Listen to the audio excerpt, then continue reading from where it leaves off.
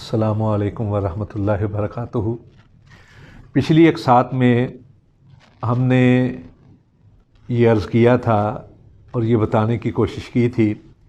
کہ حضرت علامہ شہید رحمۃ اللہ علیہ والے بم دھماکے کے حوالے سے کن کن اطراف میں شکوک و شبہات پھیلائے گئے یا لجائے گئے اور کن عناصر کو اس بم دھماکے کا ملزم بنانے کی کوشش کی گئی یا ملزم ٹھہرایا گیا۔ بہرحال یہ تھا کہ یہ ایک ایسا اندوناک واقعہ تھا کہ جس کے خلاف پورے پاکستان میں بلکہ پورے عالم اسلام میں پرزور احتجاج کیا جا رہا تھا، اور ہر ایک کی یہ خواہش تھی کہ اس کے ملزم جو ہیں یا اس کے مجرم جو ہیں ان کے بارے میں آگاہی ہو سکے۔ 1987 سے لے کر 23 مارچ 1987 سے لے کر آج تک یہ بات سامنے نہیں لائی جا سکی کہ اصل مجرم ہیں کون، لیکن شکوک و شبہات مختلف اطراف میں انگلیاں اٹھانے پہ مجبور کرتے رہے۔ جس طرح پہلے میں نے عرض کیا تھا کہ یہ کوشش بھی کی گئی کہ ہمارے کندھے پہ بندوق رکھ کر چلائی جائے، کبھی کسی طرف انگلیاں اٹھائی گئیں، کبھی کسی طرف انگلیاں اٹھائی گئیں، کن کن سیاسی پارٹیوں کو یا کن کن مذہبی طبقات کو مجرم ٹھہرانے کی کوشش کی گئی، اور کوشش یہ کی گئی کہ ان کے حوالے سے ہماری طرف سے یہ آواز آئے کہ فلاں مجرم ہے۔ بعض ہمارے خطباء کرام نے سیاسی جو زعامات تھے ان کا نام بھی لینا شروع کر دیا۔ یہ ٹھیک ہے کہ حکمران جو ہے وہ ذمہ دار ضرور ہوتے ہیں، اس لیے کہ ان کے دور حکومت میں یہ واقعہ ہوا، لیکن مجرم کون تھا اس حوالے سے مختلف قیاس آرائیاں ہوتی رہیں، مختلف شکوک و شبہات پھیلتے رہے اور مختلف اشارے بھی ملتے رہے۔ ہم نے اس وقت چونکہ جنیجو صاحب کی حکومت تھی اور نسیم آہیر وزیر داخلہ تھے، ان سے ملاقاتیں کیں، پنجاب کے اندر جو حکمران تھے ان سے بھی ملاقاتیں کیں، تو ہمیں یہ آفر کی گئی کہ آپ اپنی مرضی کی ایک تفتیشی ٹیم بنوا لیں۔ اب اتنے ہم مؤثر نہیں تھے یا ہماری پارٹی جو ہے اتنی مؤثر، اس لیے کہ پارٹی تو چل رہی تھی حضرت علامہ شہید رحمۃ اللہ علیہ کے بل بوتے پر، اور انہیں شہید کر دیا گیا تھا۔ جمعیت اہل حدیث کے بعد میں ناظم اعلیٰ بنے حضرت پروفیسر ساجد میر صاحب، اور وہ اتنے زیادہ تنظیم میں پہلے مصروف یا متحرک نہیں تھے کہ ان کے تعلقات اس طرح ہوتے جس طرح حضرت علامہ شہید کے تعلقات تھے۔ بہرحال انہوں نے یہ جو ان کے کندھوں پہ بوجھ ڈالا گیا یا ذمہ داری ڈالی گئی، اس کو باحسن طریقے سے نبھانے کی حتی المقدور اور حتی الامکان کوشش کی۔ بہرحال ایک تفتیشی ٹیم بنائی گئی۔ اس وقت راولپنڈی کے ایس پی تھے جناب ہمایوں رضا شفیع۔ ان کے بارے میں ہمارے حلقوں میں سے بعض نے یہ کہا کہ ان کا جو خاندان ہے یا ان کا فیملی بیک گراؤنڈ ہے وہ مسلک اہل حدیث کا ہے، تو وہ ہمارے لیے مؤثر ہوں گے۔ ان کی سربراہی میں ایک ٹیم بنی پولیس کی سطح پر۔ اس تفتیشی ٹیم میں شامل ہوئے بڑے معروف ڈی ایس پی تھے احمد خان چدر، اور جرائم کے حوالے سے اور مجرموں کے سدباب کے حوالے سے ان کا ایک نام تھا، ان کو اس میں شامل کیا گیا۔ اسی طرح رحمت اللہ خان نیازی تھے، ان کو شامل کیا گیا۔ اسی طرح ایک انسپیکٹر تھے محمد بوٹا، ان کو شامل کیا گیا۔ یہ چند لوگ تھے جن پر یہ تفتیشی ٹیم جو ہے، ایک عبدالرؤف ڈوگر تھے، وہ بھی اس وقت ڈی ایس پی تھے، ان کے بارے میں بھی یہ کہا گیا کہ ان کا خاندانی بیک گراؤنڈ بھی مسلک کے حاملین میں سے ہے، تو ان کو بھی شامل کیا گیا۔ ان لوگوں نے پھر ہم سے ملاقاتیں کرنی شروع کر دیں۔ میں یوتھ ونگ کا صدر تھا، تو اس حوالے سے بھی، اور چونکہ میں زخمی بھی تھا، متاثرین میں سے بھی تھا اس دھماکے کے، تو میرا رابطہ بھی رہا، ذمہ داری بھی میری کہ میں ان کے ساتھ رابطے میں رہوں۔ اور چونکہ پروفیسر ساجد میر صاحب سیالکوٹ کے رہنے والے تھے، اور دوسرا یہ کہ اس وقت جو جلسے جلوس وغیرہ ہو رہے تھے ان میں بھی وہ شامل ہوتے تھے، جا کے ذمہ داری نبھاتے تھے،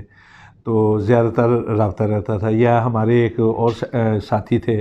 یوتھ فورس کے جنرل سیکرٹری تھے، وہ زیادہ رابطے میں رہتے تھے۔ تو بہرحال یہ ہے کہ اس تفتیشی ٹیم نے ان لائنوں پر کام کرنا شروع کیا جو مشکوک سمجھی جاتی تھیں یا مشکوک عناصر افراد کی طرف اشارہ کرتی تھیں، ان پر کام کرنا شروع کیا۔ اس سلسلے میں ہمارے جو لوگ تھے جن کو فائدہ پہنچا تھا اس حوالے سے، ان کی بھی تفتیش ہوئی۔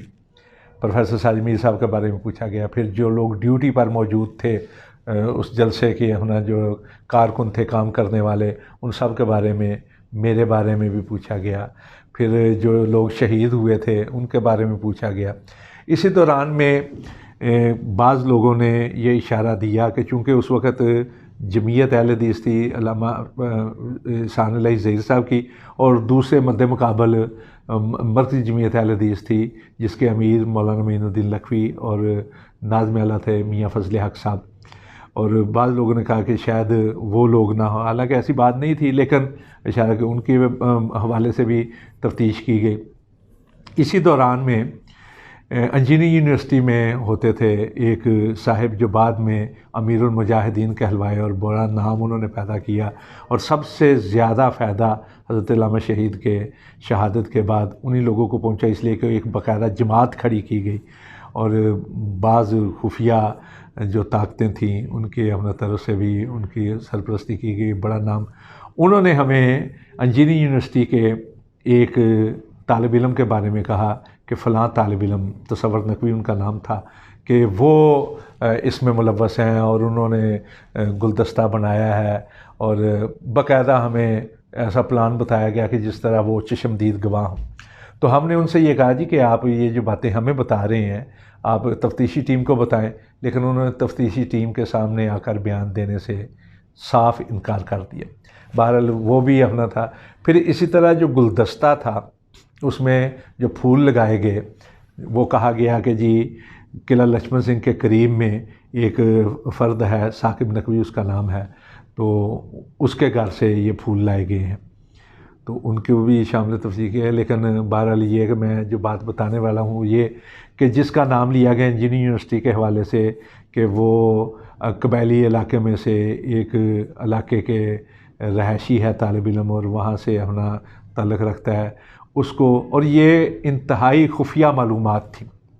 تفتیشی ٹیم تک پہنچائی گئیں، لیکن ہمارے ایک سیکٹری جو تھے، ہمارے ساتھی ایک جو تھے، انہوں نے یہ بات روزنامہ جنگ کے ایک لکھاری تک پہنچا دی۔ اس نے اگلے ہی روز یہ خبر جو ہے وہ شائع کر دی اپنے ادارے کے اندر۔ اس کا نتیجہ یہ نکلا کہ ان کو جو گرفتار کیا گیا تھا انجینئرنگ یونیورسٹی کے طالب علم کو، اس کے لیے احتجاج شروع ہو گیا، تو احتجاجی مظاہروں کی وجہ سے یا احتجاج کی وجہ سے اس کو چھوڑنا پڑ گیا۔ تو یہ ایک بہت بڑا اثر پڑا تھا تفتیش کے حوالے سے، تفتیش نہیں صحیح طرح پہ ہو پا رہی تھی، تفتیشی حوالے سے یہ چیز جو تھی بڑی نقصان دہ ثابت ہو رہی تھی۔ اچھا، اسی حوالے سے جس نوجوان کے بارے میں یہ کہا گیا کہ اس کے گھر سے پھول آئے ہیں، تو وہ بھی گرفت میں نہیں آ پا رہا تھا، نہ اس سے تفتیش ہو رہی تھی۔ اب الزام تو کسی پہ بھی لگ سکتا ہے، اور تفتیش کے لیے آپ جانتے ہیں کہ چھوٹے سے چھوٹا شک جو ہے اس کو نظر انداز نہیں کیا جا سکتا۔ تو یہ شکوک و شبہات کے دائرے میں جو لوگ آتے تھے، جب تک ان کی تفتیش نہ ہو پاتی اور یہ ثابت نہ ہو جاتا کہ وہ بے گناہ ہے یا گناہ گار ہے، تو بات ختم نہیں ہو سکتی تھی۔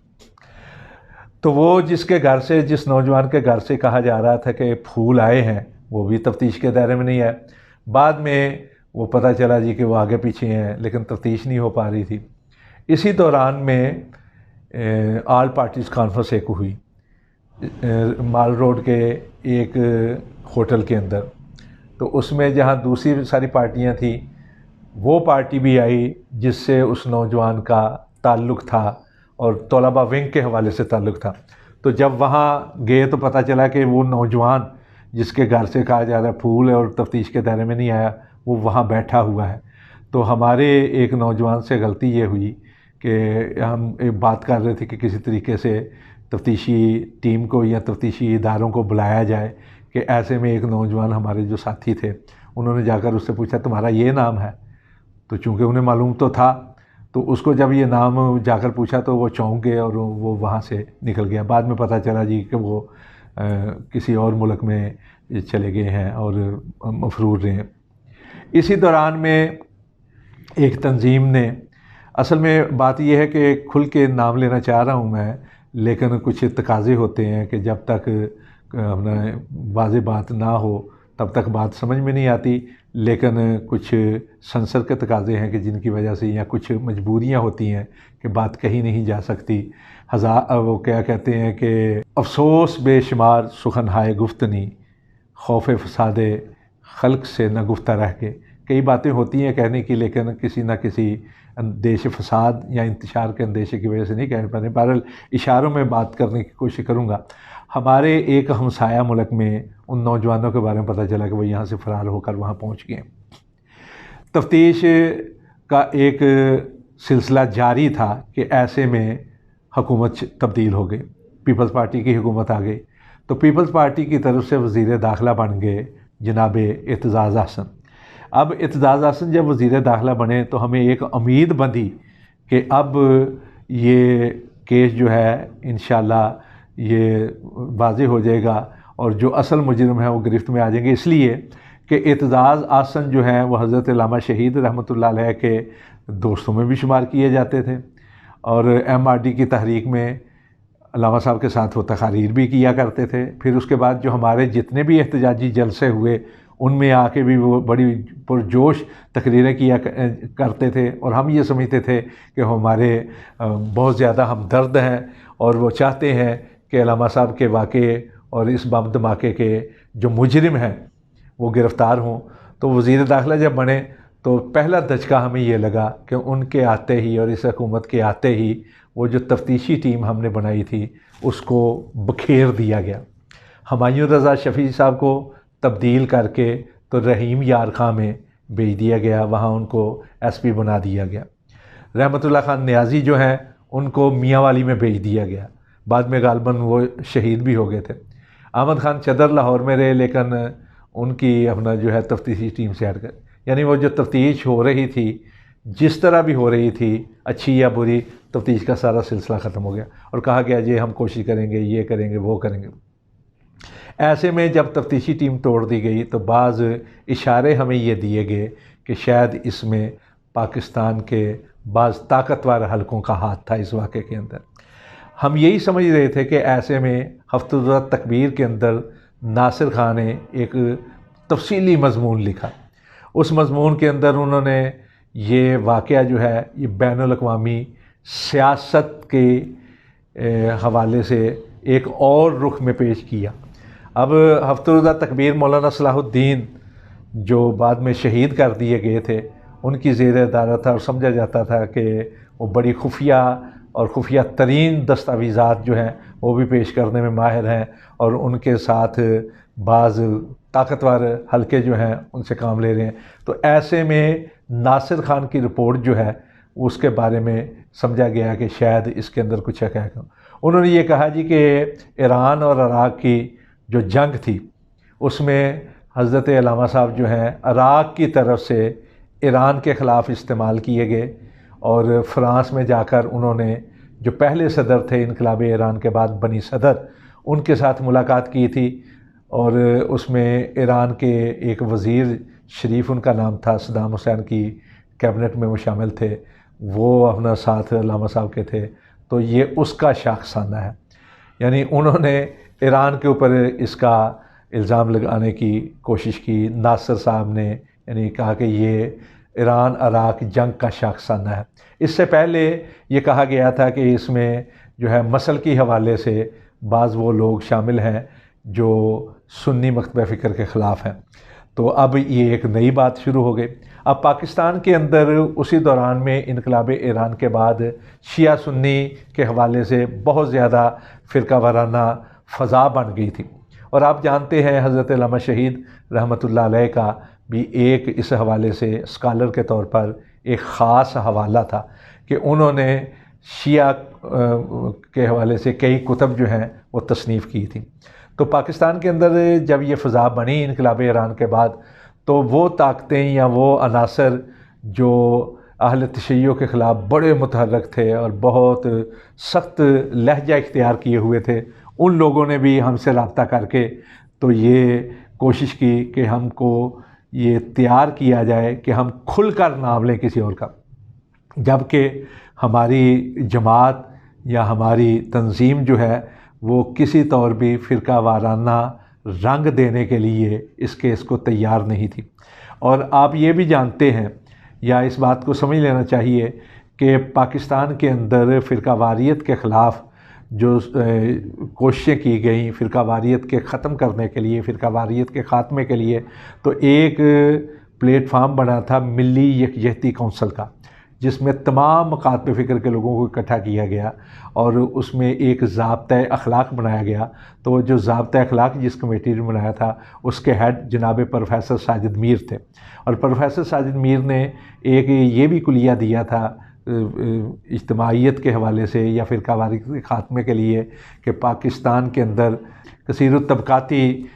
معاشرہ ہے اور یہاں تمام مکاتب فکر موجود ہیں، اور اگر ہم اس کے پاکستان کی فضا کو پرامن رکھنا چاہتے ہیں، فرقہ واریت کی تلخیوں کو، فرقہ واریت کے تشدد کو اور قتل و غارت کو ختم کرنا چاہتے ہیں، تو پھر ہمیں مشترکات پہ توجہ دینی پڑے گی جو کہ بہت بڑی تعداد میں ہے۔